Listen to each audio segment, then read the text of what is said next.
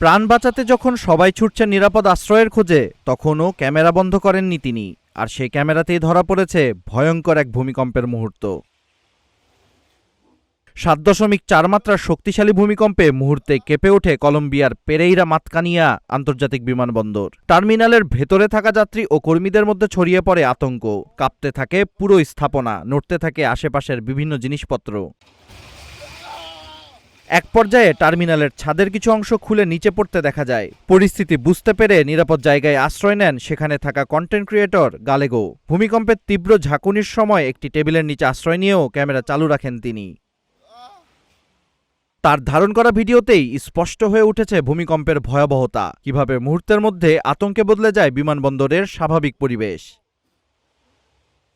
এদিকে ভূমিকম্পে এখন পর্যন্ত 111 জনের মৃত্যুর খবর পাওয়া গেছে। আহত হয়েছেন আরও 87 জন। ক্ষতিগ্রস্ত হয়েছে 18টি স্বাস্থ্যকেন্দ্র, ধসে পড়েছে 61টি ভবন। এছাড়া ক্ষতিগ্রস্ত হয়েছে 1,500-এরও বেশি ঘরবাড়ি। ধ্বংসস্তূপের নিচে কেউ আটকা পড়েছেন কিনা তা খুঁজে দেখতে এখনও চলছে উদ্ধার অভিযান। পাশাপাশি ক্ষয়ক্ষতির পরিমাণ নিরূপণেও কাজ করছেন জরুরি বিভাগের সদস্যরা। একটি ক্যামেরায় ধারণ করা কয়েক মুহূর্তই যেন দেখিয়ে দিল প্রকৃতির শক্তির সামনে কতটা অসহায় মানুষ।